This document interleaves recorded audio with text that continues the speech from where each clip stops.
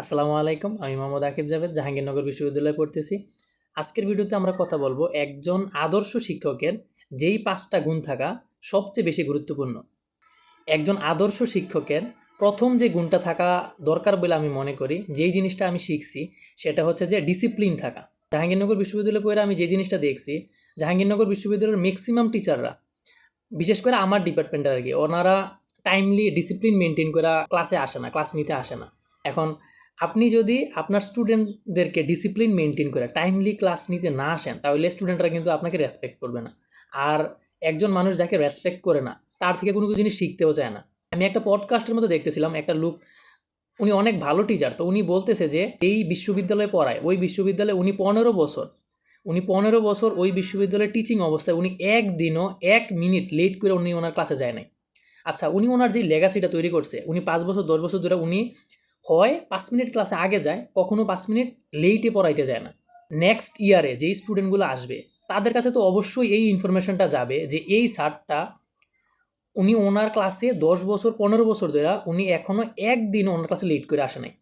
ওই স্টুডেন্টের মধ্যে তো এই জিনিসটা থাকবে যে স্যারের কাছে আর যাই হোক, অন্য যাই করে না কেন, স্যারের ক্লাসে লেট করে যাওয়া যাবে না। কেন?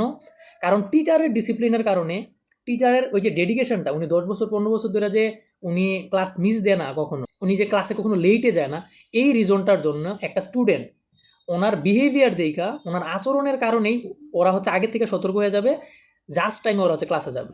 আর যদিও কোনো একটা স্টুডেন্ট ওই স্যারের ক্লাসে সময় মতো যাইতে না পারে, ও কিন্তু নিজে মনে মনে খুব গিল্টি ফিল করবে, কেন স্যার 15 বছর ধরে ডিসিপ্লিন মেনটেন করে ক্লাস করতে পারতেছে, আমি স্যারের ক্লাসে ডিসিপ্লিন মেনটেন করে সময় মতো ক্লাসে যাইতে পারতেছি না। এই জন্যে আমি নিজে স্টুডেন্ট পড়াই, তো আমি একজন টিচার হিসাবে আমি নিজেও চাইতেছি যে সময়ানুবর্তিতা, জাস্ট টাইমে স্টুডেন্টরা যায় পড়ানো, এই জিনিসটা নিজের মধ্যে আনার জন্য একজন টিচার যখন তার মধ্যে এই ডিসিপ্লিনটা আনবে, এই পাঞ্চুয়ালিটি জিনিসটা আনবে, তার স্টুডেন্টগুলো অটোমেটিক পাঞ্চুয়াল হয়ে যাবে, তার স্টুডেন্টগুলোও ডিসিপ্লিন তার থেকে শিখে নেবে।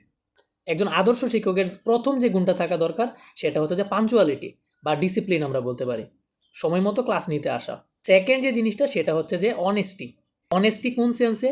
আমি অনেক টিচারকে দেখি, তারা হচ্ছে কোনো একটা জিনিস যদি না পাইরা থাকে, স্টুডেন্টদের কাছে ওই জিনিসটা ওনারা স্বীকার করে না, অ্যাকনোলেজ করে না। ওনারা ওই জিনিসটা পারে না, কিন্তু ওই জিনিসটা ওনারা ভুজুং বাজুং উল্টাপাল্টা জিনিস বুঝাই দেয়।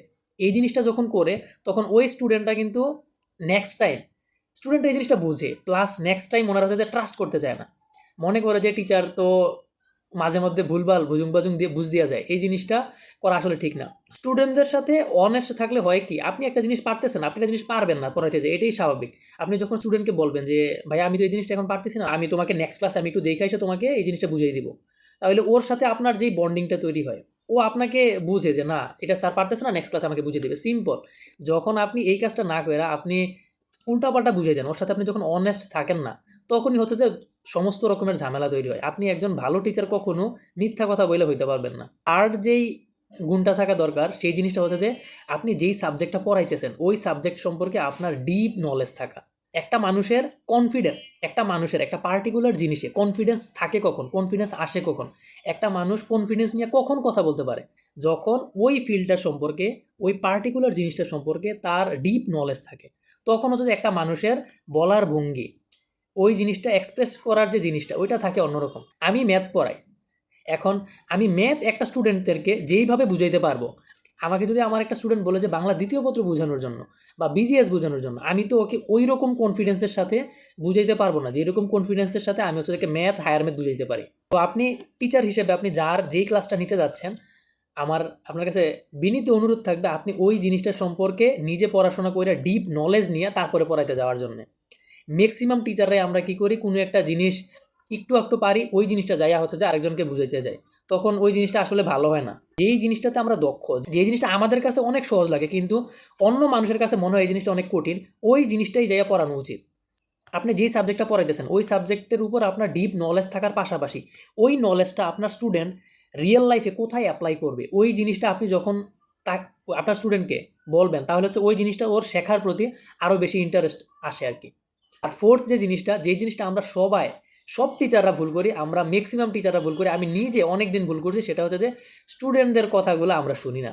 আমরা টিচাররা একজন গুড লিসেনার না, আমরা মনে করি আমরা টিচার, আমরা শুধু বক বক বক করবো, আমাদের কথাগুলো ওরা শুনবে। আমি পার্সোনালি মনে করি ভালো যারা শিক্ষক, আমি তাদের থেকে দেখছি যে ওনারা যে জিনিসটা খুব ভালো করে ফলো করে সেটা হচ্ছে যে স্টুডেন্টরা যে ফিডব্যাক দেয়, স্টুডেন্টরা যে কোশ্চেন করে, স্টুডেন্টরা যে আলতু ফালতু কথাগুলো বলে, এই কথাগুলো ওরা খুব মনোযোগ দিয়ে শোনে।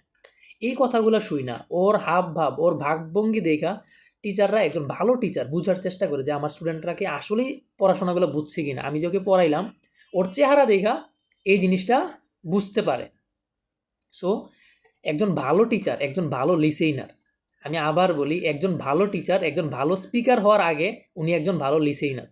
যারা টিচিং প্রফেশনে আসতে চাচ্ছেন অথবা লাইফে সবাই কোনো না কিছু কিছু না কিছু কাউকে শিখাইতে হয়, লিসেন, কোনো একটা জিনিস অ্যাক্টিভলি মনোযোগ দিয়ে ভালো করে শোনা, এই জিনিসটা অনেক বেশি গুরুত্বপূর্ণ। আর সর্বশেষে আমি যে জিনিসটা বলবো, 5 নাম্বার যেই গুণটার কথা বলবো সেটা হচ্ছে যে একজন টিচারকে তো অবশ্যই একজন ভালো স্পিকার হইতে হয়। আর আমরা কখন একজন ভালো স্পিকার হইতে পারবো? যখন আমরা ভালো ভালো বিখ্যাত স্পিকারদের কথা শুনবো, ভালো ভালো টিচারদের কন্টেন্টগুলো আমরা যখন দেখব, তখন হচ্ছে যে আমরা বুঝবো যে একটা জিনিস কীভাবে শিখাইলে আমার স্টুডেন্টরা আরও ভালো ওই জিনিসটা বুঝতে পারবে, শিখতে পারবে। তো এই ভিডিওটা যদি আমি শর্ট করে সামারি করি, তাহলে একজন ভালো টিচারের যে 5টা গুণ নিয়ে আমরা কথা বললাম, তাহলে প্রথম গুণটা ছিল হচ্ছে যে পাঞ্চুয়ালিটি বা ডিসিপ্লিন। সেকেন্ড যে গুণটা সেটা হচ্ছে যে অনেস্টি। থার্ড হচ্ছে যে আপনি যেই জিনিসটা পড়াইতে যাচ্ছেন ওই ফিল্ডে, ওই পার্টিকুলার ফিল্ডে আপনার হচ্ছে ডিপ নলেজ থাকা, প্লাস হচ্ছে যে ওই নলেজগুলো ও রিয়েল লাইফে কীভাবে অ্যাপ্লাই করবে ওই জিনিসটা স্টুডেন্টকে বলা। ফোর্থ যে জিনিসটা সেটা হচ্ছে যে অ্যাক্টিভ লিসেনিং। একজন ভালো টিচার একজন ভালো লিসেনার। আর 5 নাম্বার যে জিনিসটা সেটা হচ্ছে যে একজন ভালো টিচার, একজন ভালো স্পিকার, একজন ভালো স্টোরি টেলার। এই ভিডিওটা তৈরি করার উদ্দেশ্য আসলে একটাই, আমি মনে করি একটা দেশ, একটা জাতি শুধুমাত্র কিছু সংখ্যক ভালো টিচার দিয়ে তৈরি করা সম্ভব না, অনেক বেশি ভালো টিচারের দরকার বলে আমি মনে করি। আমাদের দেশের টিচারদের এই 5টা যে গুণগুলো বললাম, এই গুণগুলো প্রত্যেকটার মধ্যেই অনেক হচ্ছে যে ল্যাকিংস আছে। আমি নিজেও চেষ্টা করতেছি আমি একজন ভালো টিচার হওয়ার জন্যে, এই গুণগুলো নিজের মধ্যে আনার জন্যে। সময়ানুবর্তিতা, অনেস্ট থাকা। আমি ম্যাথ, হায়ার ম্যাথ পড়াই, ওই ফিল্ডে ওই জিনিসগুলা, ওই সাবজেক্টগুলো ভালো কইরা পইরা নিজে নতুন নতুন প্রবলেম সলভ করে ওই জিনিসগুলো স্টুডেন্টকে বোঝানোর জন্যে, একজন ভালো লিসেনার হওয়ার জন্যে, একজন ভালো স্পিকার হওয়ার জন্যে, একজন ভালো স্টোরি টেলার হওয়ার জন্যে। যে সামনে টিচার হবেন বা স্টুডেন্টদেরকে পড়াবেন, তাদের কাছে অনুরোধ থাকবে এই জিনিসগুলো নিজে শিখা যায়, তারপরে স্টুডেন্টদেরকে ভালো করে পড়ানোর জন্য একটা সুন্দর, একটা উন্নত, একটা শিরদাঁড়া সম্পন্ন জাতি নির্মাণে টিচারদের ভূমিকা আমি খুব বেশি বলে মনে করি। সবাই ভালো থাকেন, ইনশাআল্লাহ দেখা হবে বিজয় একটা সুন্দর বাংলাদেশ বিনির্মাণের প্রত্যাশায়। আসসালামু আলাইকুম।